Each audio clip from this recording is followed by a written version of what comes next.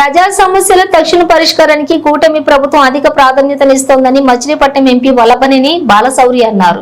గురువారం మంగళగిరి జనసేన పార్టీ రాష్ట్ర కార్యాలయంలో ప్రజా దర్బార్ కార్యక్రమం నిర్వహించారు. ఈ సందర్భంగా పలు ప్రాంతాల నుంచి వచ్చిన ప్రజల నుంచి వినతులు స్వీకరించారు.